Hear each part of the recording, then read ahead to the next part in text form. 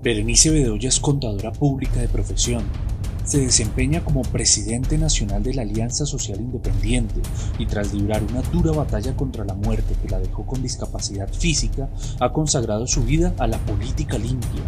En el Senado viene a defender la labor de los campesinos, al medio ambiente y a buscar las condiciones para que su mayor anhelo sea una realidad: la paz total. Amables televidentes, bienvenidos a Congreso y Sociedad, programa institucional de la Secretaría General del Senado de la República. Hoy nos acompaña la senadora Berenice Bedoya. Senadora, bienvenida a Congreso y Sociedad. Muchísimas gracias por invitarme. Este espacio es muy importante para contarle a nuestros colombianos y colombianas qué es lo que estamos haciendo y cómo lo estamos visionando.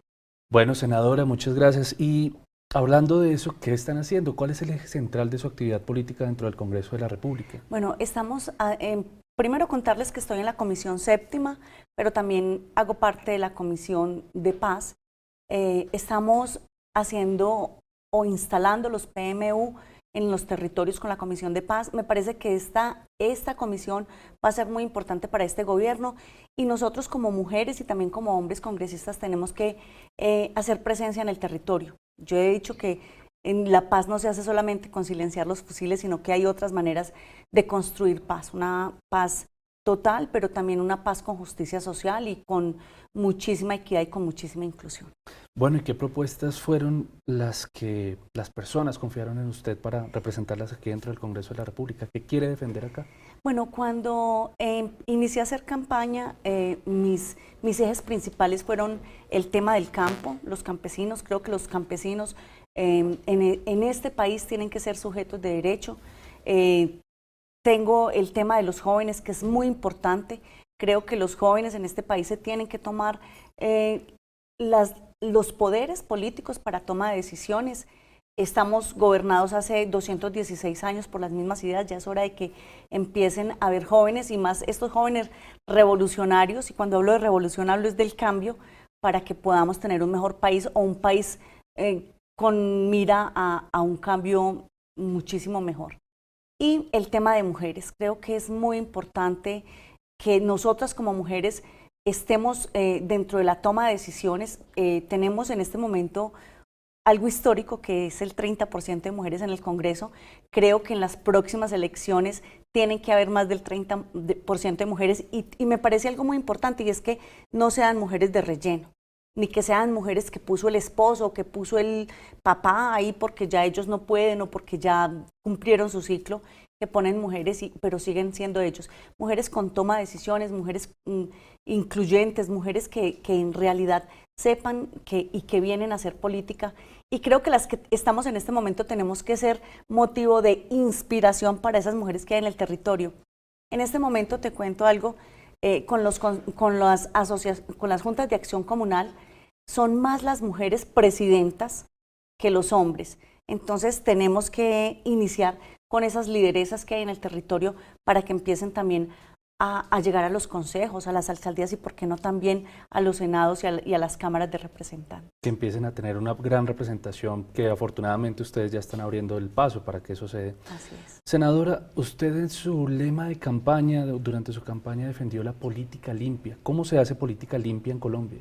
Bueno, yo creo que fue una campaña muy bonita, porque fue una campaña, y siempre lo he dicho, con unos tenis, una camiseta y un jean, donde fui y toqué los corazones de muchas personas sin necesidad de pagar un voto. Y creo que las ganas de construir un país mejor, esa semillita que uno siembra de esperanza en el corazón de estos colombianos y estas colombianas de tener un país mejor y mucho más distinto, es algo que tiene que seguir dando sus frutos para tener un Congreso o unas elecciones muchísimo más limpias, sin corrupción. Creo que ese también es otro tema que yo dije mucho en campaña, que teníamos que venir al Congreso a defender las cosas limpias y las cosas buenas que tiene el gobierno en general. Senadora, ¿y cómo lograr que los jóvenes pasen de la beligerancia, de la protesta, allá a ser parte del gobierno, a tomar decisiones, a vincularse con los procesos democráticos? Yo creo que en este momento los jóvenes no quieren escuchar de política, pero cuando algunos les dicen vamos, hagamos una marcha, y pasó, en el estallido social pasó que muchos estaban saliendo a marchar y no tenían mucha idea de por qué lo estaban haciendo. Creo que el tema de capacitación a los jóvenes, el tema de estudio, un estudio con calidad. No, yo pienso que gratuito es importante, pero aparte de que sea gratuito, también sea con calidad, que les puedan decir o enseñar a estos jóvenes para qué es la política y en realidad cómo se hace la política. Y hay jóvenes muy interesantes en todo el país, jóvenes que dicen que no quieren hacer política, pero que tienen visión política, y a estos jóvenes hay que enseñarlos que ya tiene que haber un relevo generacional, que ya, pues nosotros ya vamos de salida, ellos son los que quedan, entonces hay que motivarlos e incentivarlos para que puedan hacer política buena. Incluso el presidente Gustavo Petro mencionó que quería que de alguna forma en las entidades de segunda orden estuvieran pues al frente jóvenes. Y es muy importante, los jóvenes también están pidiendo oportunidades, no solamente estudios, sino también oportunidades en cargos. Mira que es muy curioso, muchos jóvenes preparados y no acceden a un puesto porque no tienen la experiencia. Entonces es muy interesante que ellos empiecen también a tener esos cargos y empiecen a tener ahí sus vínculos con el gobierno para que ellos puedan empezar a cogerle amor a esta política y a todos los procesos de Colombia. Senadora, hay un tema que a la sociedad preocupa mucho y es la corrupción. ¿Cómo se va a combatir la corrupción? ¿Cómo se van a enfrentar estos flagelos que pues tanto daño hacen a la sociedad desde el Congreso de la República y también desde el Ejecutivo? Yo pienso que desde el Congreso es que nosotros mismos seamos muy sinceros, que nosotros mismos los congresistas podamos ir al territorio y mirar a las personas a los ojos con la frente en alto, que no estemos involucrados en temas de corrupción. El Congreso lamentablemente es una de las entidades más desprestigiadas de todo el país. Creo que nosotros los congresistas tenemos una labor muy importante, un reto, que es generar otra vez la confianza, no solamente en la ciudadanía, sino también en las entidades, porque he escuchado que muchos dicen, no, es que es el congresista, pero pide tanto por tal proyecto, tal cosa. Yo creo que eso también debe de irse erradicando. El tema desde lo nacional, creo que hay que saber elegir, tener un voto muy inteligente y no votar por los que pagaron por el voto, sino por los que en realidad creamos que pueden hacer las cosas bien. Bueno, senadora, ¿usted qué expectativas tiene para el 2026? ¿Qué espera haber logrado? ¿Cuál es como su mayor anhelo y decir, hombre, mi paso por el Congreso significó mucho porque logré hacer esto? Yo creo que el tema de la paz es muy importante para mí y para el país. Yo siempre he dicho que donde hay paz, hay empleo, donde hay paz, no hay hambre, que en este momento el país tiene hambre. Donde hay paz, tiene que haber inclusión social, equidad, justicia. Yo creo que el tema de paz es muy importante para las mujeres, para los jóvenes. Creo que llegar a un límite o al nivel de que podamos tener paz en el país para mí es muy importante. Habiendo otros factores también importantes, el tema de los campesinos. Yo creo que los campesinos merecen una vida más digna, que merecen unas vías con calidad, que ellos puedan sacar sus productos, que eso también sería muy importante, que al menos cuando uno vaya al territorio no se quejen, mire, es que no podemos la vía, que ese es el lamento de todos los campesinos y de toda el área rural, y es que no tienen unas vías estables o unas vías donde ellos puedan transitar para estudiar, para sacar sus productos, para todo eso.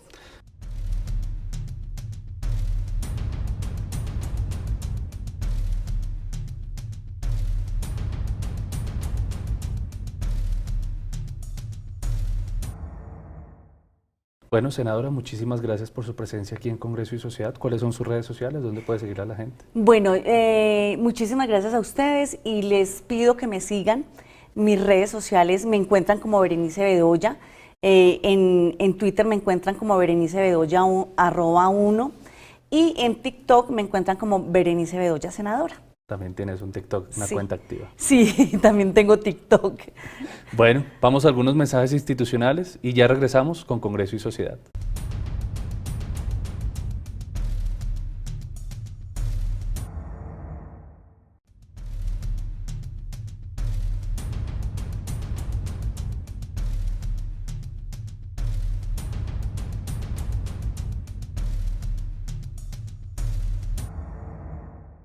Néstor Silva Castro es un uruguayo militante contra el racismo, defiende los derechos de los afrodescendientes y se opone a todas las discriminaciones en el contexto de los derechos humanos. Es especialista en promoción para la reparación y acciones afirmativas para las personas afrodescendientes, y en su visita a Colombia vino a hablarnos sobre sus propuestas para construir una sociedad libre de racismo. Amables televidentes, de nuevo con Congreso y Sociedad. Hoy nos acompaña Néstor Silva. Bienvenido, Néstor Silva, a Congreso y Sociedad. Bueno, muchas gracias. Muchas gracias por la invitación. Muchas gracias por tomar los temas que veo que este programa viene tomando e informando a la gente. Realmente agradecido. Bueno, Néstor, ¿cómo construir una sociedad libre de racismo? En primer lugar, reconociendo que existe. Eso, generalmente en las sociedades latinoamericanas nos cuesta reconocer el racismo como un problema serio. No es que lo neguemos en cuanto a si hay o no hay racismo, que eso ya pasa a ser hasta una discusión coloquial, que muchas veces se nos queda sin contenido, sino reconocer el problema, el profundo problema que tenemos con el racismo estructural. Todas nuestras naciones en toda Latinoamérica han sido formadas basándose en el racismo, excluyendo, y por eso le llamamos racismo estructural. Desde ese lugar, entonces hay que tratar de conocerlo, reconocerlo primero, conocerlo después y vencerlo. Hablando en tiempos históricos, ¿no? Claro. Es un largo trabajo. ¿Y cuál ha sido su trayectoria? ¿Cómo ha sido su trabajo para luchar contra el racismo en América Latina? Bueno, nosotros comenzamos trabajando en esto en Uruguay. Soy uruguayo, de Montevideo. Durante más de 30 años fui integrante de organizaciones Mundo Afro, que hemos trabajado y sigue trabajando la organización muchísimo por estos temas. Hemos estudiado mucho el tema, partiendo de la base de que inclusive tratamos de cuando definimos o llegamos a la conclusión y después definimos que el racismo es un problema ideológico, eso nos puso en un compromiso con nosotros mismos. Primero, bueno, ¿qué hacemos con esto? Si el racismo es ideológico, ¿qué hacemos para poder luchar contra él? Pero informando a la gente. Pero además también, si el racismo es ideológico y que muta todo el tiempo, además, tenés que estar pensando en él todo el tiempo, diseñando ideas todo el tiempo, pensando y discutiendo todo el tiempo y proponiendo. No es una cuestión de denuncia lisa, llana, porque eso, como decimos en el barrio, eso es una lloradera, o sea, es quejarme y nada más. O sea, necesariamente tengo que elaborar, necesariamente tengo que pensar, necesariamente tengo que compartir. Y además luchar contra el racismo es imprescindiblemente colectivo. Es imprescindiblemente colectivo. No es una palestra, no son los discursos, no son los libros.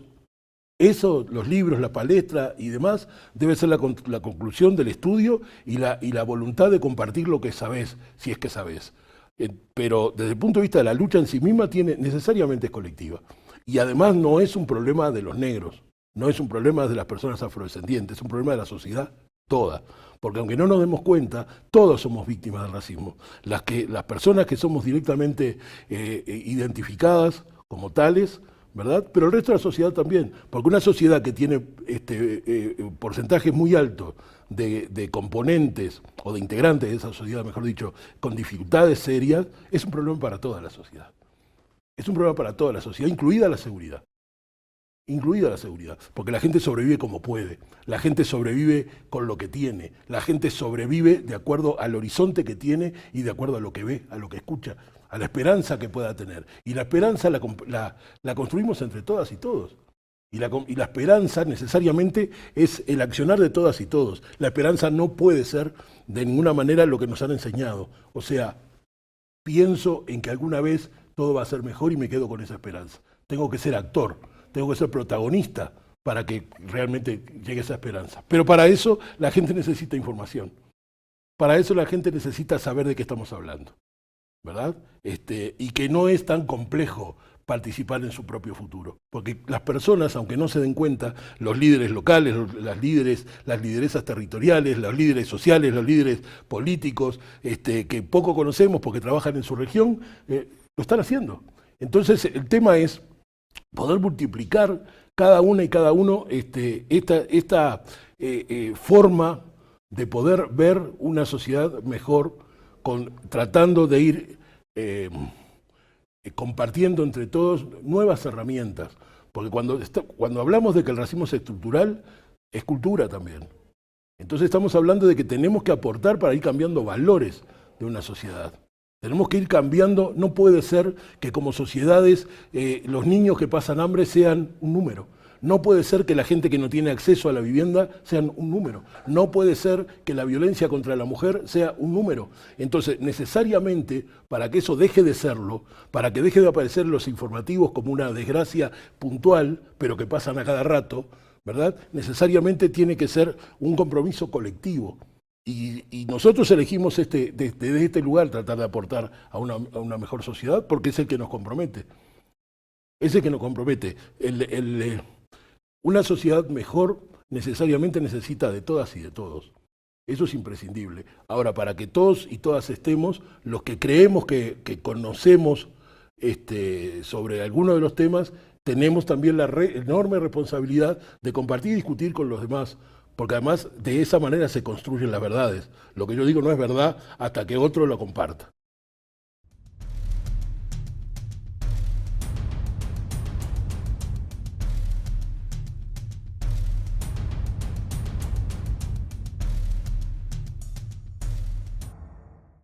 Debe haber propuestas, información y acción.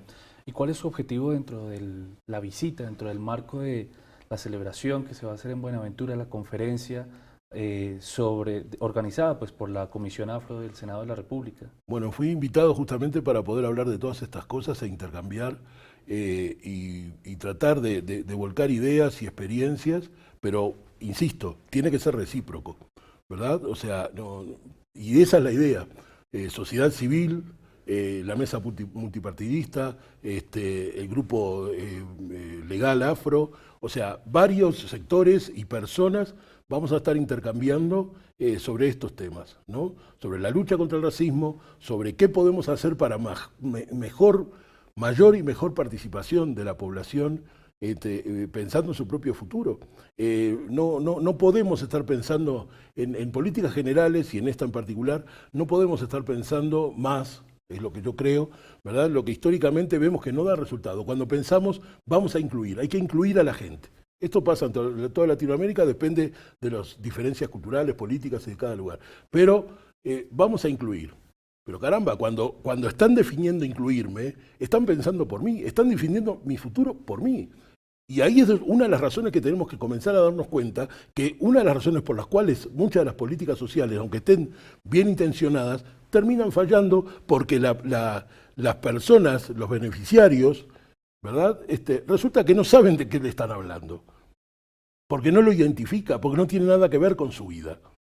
Entonces, lo que hay que generar son espacios para que la gente quiera comprometerse con su propio futuro. Y para eso tenemos que además comenzar a bajarnos del pedestal, comenzar a tener menos soberbia filosófica, política, académica, para poder entender que el sujeto de derecho son las personas, más allá de las instituciones. Las instituciones son absolutamente necesarias, imprescindibles, pero para que la democracia sea mejor y esas instituciones sean más valiosas, tenemos que recordar que la institucionalidad está hecha o debería estar hecha para la gente sujeto de derecho. La gente es sujeto de derecho.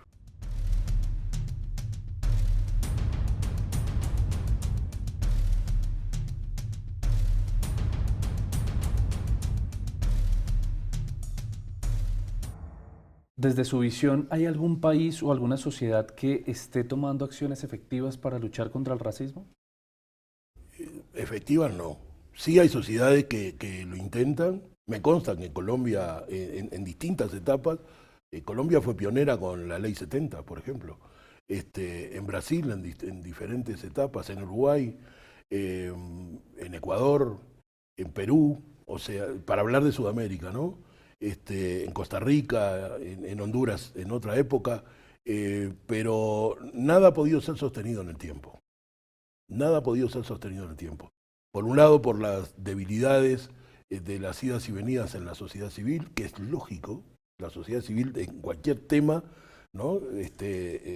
Y más todavía las emergentes de sociedades pobres como somos los afrodescendientes en toda Latinoamérica, dependemos mucho de las posibilidades de apoyo en nuestro desarrollo y demás. Y en el caso de los afrodescendientes, con el enorme problema de que técnicamente muchas veces tenemos que estar esperando o dependiendo de otras y otros para darle forma a lo que ideológicamente o políticamente podemos haber pensado o podemos estar pensando. Eso también nos ha complicado los diálogos con los diferentes gobiernos, en ese sentido.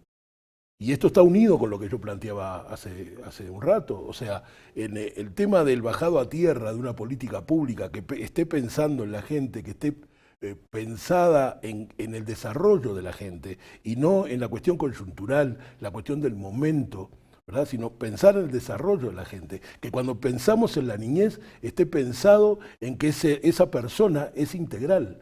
Esa persona nació hoy, es bebé hoy, niño mañana, joven pasado, adulto mayor y va a fallecer. Todo el ciclo es la vida, hay que pensar en el sujeto humano desde ese lugar, ¿verdad? Y bueno, desde ese lugar hay que luchar contra el racismo. Claro, es muy complejo, cualquiera piensa que es muy complejo. Lo complejo del asunto hace que tengamos que estar renovando ideas en un problema que es permanente. Creo que es mucho más complejo porque siempre hay que estar renovando ideas, discutiendo con distintos actores.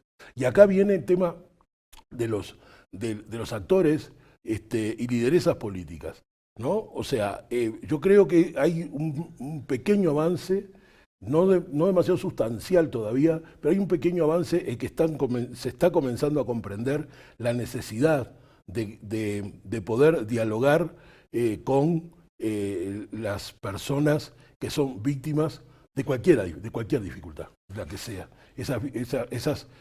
Y más que nada con los problemas tan estructurales. Para no hablar solamente de racismo, la violencia hacia la mujer, por ejemplo, estamos dándonos cuenta como sociedad y fundamentalmente quienes tienen la responsabilidad y el poder de decisión, que hay que pensar en cosas mucho más estructurales justamente, mucho más a largo plazo y mucho más profundas, pensando en que tenemos que hacer cultura con esto, que tenemos que tratar de incidir en los valores de la sociedad, pero incidir con la propia sociedad. No bajar con el libreto de que tenemos que ser así, esto es bueno, esto es malo, ya no funcionó, ya sabemos que no funciona, ¿verdad? Entonces, necesariamente tenemos que involucrarnos todas y todos. Pero para esto también tenemos que tomar conciencia que cuando hablamos de derechos humanos, no hablamos solamente de una parte de los derechos humanos. Insisto en la integralidad de la persona. Insisto en la integralidad también de las responsabilidades de los estados. En todo eso, insisto, en el sentido de los estados, de los sistemas legislativos, de los sistemas judiciales, ¿verdad? Que muchas veces se legisla y la justicia no cumple o interpreta de una forma diferente, que es otro gran problema con estos temas, un enorme problema. Entonces, todo esto le hace a que si la gente va comprendiendo cómo podemos ir llegando a una sociedad mejor con su propia participación, y bueno, va a tener mucho más seguimiento el actor político, el actor judicial, el actor legislativo, o sea, va a saber que la gente está prestando mucho más atención que el hecho de la denuncia que hoy tiene, ¿verdad? Como decía la senadora, y lo sabemos todos, hay desconfianza en el accionar de la política por muchas razones, ¿verdad? Pero además de corrupción, además, o sea, otra de las razones también es que la política muchas veces se encierra en sí misma, aunque haya buena intención. Claro, no hay que excluir a la hora de incluir, que es muchas veces lo que sucede. Actualmente hay muchas intenciones, por ejemplo, desde lo cultural, lo vemos en Hollywood, de incluir desde sus programas, incluir desde sus políticas, pero muchas veces se sienten, o por lo menos la sociedad demanda que esas inclusiones son disruptivas, no hay como un consenso con las personas. ¿Qué pasa con ese problema? ¿Por qué las personas se incomodan con ese tipo de inclusiones? Y bueno, porque el tema es que la gente comprenda qué es lo que se está haciendo. Voy a poner el ejemplo para intentar ser más claro y además hablar de... En Uruguay llevamos adelante la ley 19.122. Es la que llamamos ley de cuotas, muy mal llamado así, pero bueno, es una ley de acción afirmativa que prevé el 8% de los llamados ¿verdad?, que hace el Estado, tienen que hacerse con personas, para personas afrodescendientes. Bien, nunca fue comprendido, porque no fue bien difundido, porque tampoco se le contó a la población de qué se trata, y entonces eso generó, inclusive en algunos sectores de la propia población afrodescendiente, cierto rechazo, porque la gente no comprendió por qué se hace.